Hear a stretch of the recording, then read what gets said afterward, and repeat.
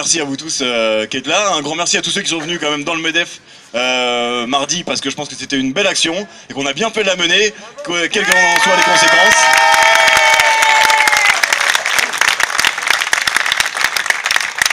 Bravo pour les actions que vous avez menées depuis. Je viens d'apprendre que ça n'arrêtait pas, que le mouvement continue et qu'il rebondit dans tous les sens et qu'il y a encore de la manifestation cet après-midi et d'autres actions prévues dans les jours qui viennent.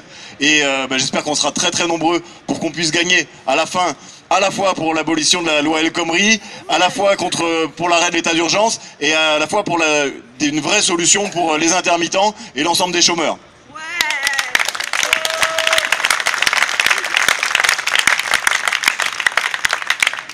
Sachez ceux qui vous êtes échinés à essayer de me suivre d'un commissariat à l'autre selon les endroits où j'étais transféré, que je vous ai entendu à chaque fois et que ça faisait vraiment bien plaisir.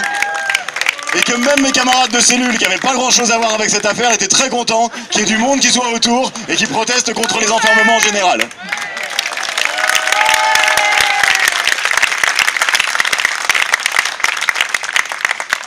Alors sur ce qui s'est passé mardi, je crois que maintenant vous en savez l'essentiel. Effectivement, on est allé voir au MEDEF et protester contre le fait qu'il s'oppose à cet accord qui pourtant nous convient aussi bien employés qu'employeurs dans le milieu du spectacle. Sur place, on était très contents d'être là, on savait qu'on était au bon endroit. Ce monsieur qu'on a pris au départ pour étant un responsable politique du MEDEF, en fait s'est avéré être le chef de la sécurité, mais on l'a su bien plus tard, quand on a découvert son bureau. Au début, il est surtout arrivé comme un teigneux tout énervé, qui était méprisant, mais qui était même insultant.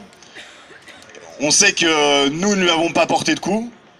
On sait que lui nous a non seulement insulté, mais en plus a ensuite porté un coup.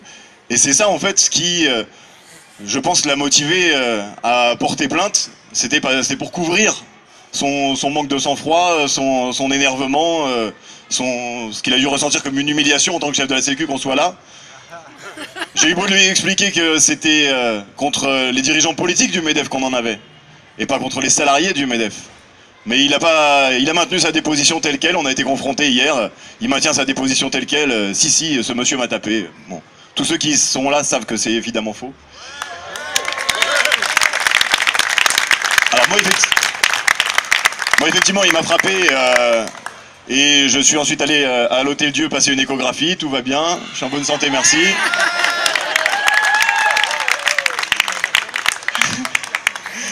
Que dire de plus? Que tout au long des rencontres avec les différents interlocuteurs de la police, j'ai à chaque fois expliqué, mais me considérez pas comme le suspect, c'est moi qui suis plaignant, c'est moi qui suis allé vers vous pour porter plainte et dire que cet individu m'avait frappé. Et tout au long, ils m'ont dit oui, mais c'est pas à nous d'en juger. Et donc je me suis très rapidement retrouvé, d'abord avec les menottes pour sortir du MEDEF par la porte arrière. Ensuite, dès que je suis arrivé au commissariat, on m'a accroché à un banc. Après, on m'a dit vous êtes en garde à vue. Et à chaque fois, je leur dis mais c'est quand même hallucinant. Moi, je viens vers vous pour porter plainte pour violence et vous me mettez moi en garde à vue. Oui, mais c'est pas à nous de juger. Et c'est comme ça depuis 48 heures, puisque je viens de sortir il y a à peine un quart d'heure. Depuis le début, je tombe sur des gens qui me disent oui, on comprend ce que vous dites, mais c'est pas à nous de juger, et paf, un niveau de plus. Après, ça a été les empreintes, après, ça a été les photos, ça a été la prise d'ADN, ça a été en cellule avec tout le caractère humiliant qu'on fait subir à chaque personne qu'on met en garde à vue. On retire les lacets, on retire les bretelles ou les ceintures, donc on se retrouve complètement dépendant. Il faut demander pour avoir le droit de boire un verre d'eau, il faut demander pour avoir le droit de manger un truc. Je vous en parle pas.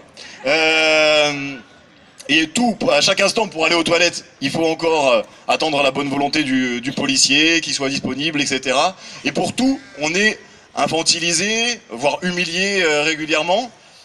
On dort dans des conditions, dans des endroits qui sont franchement dégueulasses, avec des couvertures qu'on ose à peine toucher. Et le pire, c'est quand... non, il y a une chose qui est importante aussi, c'est qu'on ne sait jamais ce qui va se passer, ni quand ça va se passer. On est en permanence soumis au... attendez, à un moment, on s'occupera de vous. Pour en faire quoi, on ne sait pas. Pour à quel moment et qui, on ne sait pas. Et donc on est infantilisé comme ça d'un bout à l'autre et soumis au bon vouloir, à la bonne organisation des policiers. Et puis bon, j'ai été baladé dans plusieurs commissariats parce que ils étaient très énervés par le fait qu'il y ait des mobilisations de soutien. Voilà, je vous l'ai dit, ça fait un grand bien, merci. Et pour ensuite se retrouver hier à la confrontation où on arrive, on est crado, hein, ça fait 48 heures qu'on n'a pas pu se laver, se raser, manger correctement, dormir correctement. Et face à un monsieur qui lui est tout propre sur lui, et on dit c'est votre parole l'un contre l'autre. Sauf qu'on voit bien de quelqu'un qui est frais comme un gardon et de quelqu'un qui a les yeux jusque là et qui est crado et qui pue, et le commissaire ne regarde pas de la même manière. Hein. Et l'injustice va jusque là. Et puis ensuite c'est pour se retrouver ici au dépôt. Triste expérience, franchement avilissant pour tous les gens qui se retrouvent là-dedans. Moi c'est la première fois, d'autres y sont passés plusieurs fois. C'est immonde, hein. Il y a eu des reportages, des commissions qui ont dénoncé ça il y a quelques années. Je vous dis c'est toujours pareil. On est dans un endroit où on ose à peine s'allonger, tellement c'est crade, une odeur infecte, de la merde sur les murs au plafond, une caméra qui vous surveille en permanence. Il y a un robinet mais il fonctionne pas. Il y a un bouton pour appeler l'agent de police mais il fonctionne pas non plus. Et puis toute la nuit, y a des cris, des hurlements, des gens qui tapent sur les barreaux, sur les portes. Et on se retrouve dans un endroit duquel on ne peut pas sortir en bon état. Et c'est à ce moment-là qu'on va voir le procureur, qui lui pareil, hop, frais comme un gardon. Et voilà, c'est de moi que ça va dépendre, c'est de notre rencontre que ça va dépendre. Donc là encore, la notion de justice ne peut pas s'appliquer. Et tout ce qui se passe là-dedans, le terme qui m'est revenu en le vivant, c'est vraiment avilissant. On sort de là, on est battu, certainement pas physiquement, mais encore que ça doit arriver, mais ça n'a pas été mon cas du tout.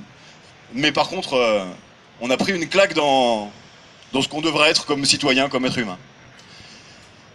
Donc, j'ai rencontré le procureur ce matin qui m'a dit « C'est pas le moment que vous passiez en jugement, vous passerez le 5 août. » Retour au dépôt.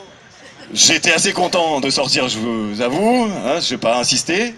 Mais ça veut dire qu'on a 1 mois et demi pour préparer le dossier pour que enfin soit mis en lumière le fait qu'il n'y ait rien du côté de l'accusation, qu'il n'y a pas eu de violence et que c'est juste une diversion de la part du MEDEF pour essayer de se sortir pas trop mal de l'humiliation qu'on leur a mis en allant dans leurs locaux et du fait qu'effectivement c'est eux en ce moment qui cassent ce qui se passe dans ce pays, qui cassent toute avancée sociale et qui essayent de pousser à de nombreux reculs sociaux. Donc pour qu'on sorte de ce débat de fond sur le rôle du MEDEF dans ce pays, sur quel était ce slogan Séparation du MEDEF et de l'État. Exactement, séparation du MEDEF et de l'État. Et là je crois qu'on était au bon endroit. Donc on a encore, bien sûr, les jours qui viennent, les semaines qui viennent, pour faire tomber la loi El Khomri. On a les jours qui viennent et les semaines qui viennent pour faire tomber l'état d'urgence, pour faire tomber la démarche en cours du MEDEF et de certaines confédérations comme la CFDT, la CFTC, la CGC, qui essayent de casser l'accord sur les intermittents, alors que cet accord, on le pousse, on le défend. On a tous ces jours-là pour se mobiliser. Et puis le 5 août, j'espère qu'on sera encore nombreux ici, non plus pour ces histoires-là, parce qu'on aura évidemment gagné d'ici là, mais au moins pour faire en sorte qu'il n'y ait pas de condamnation de militants, juste pour que le MEDEF puisse se sortir d'affaires. Il y a le festival, c'est vrai. Voilà, il y a le 5 août, et puis attention, hein, je ne suis pas le seul à avoir été arrêté dans ce mouvement. Hein. On est nombreux. Et donc, ce que j'aimerais, c'est que tous les camarades qui ont été arrêtés à un moment ou un autre de ce mouvement reçoivent le même soutien, reçoivent le même soutien politique, parce que tous ceux qui luttent en ce moment, il faut les soutenir.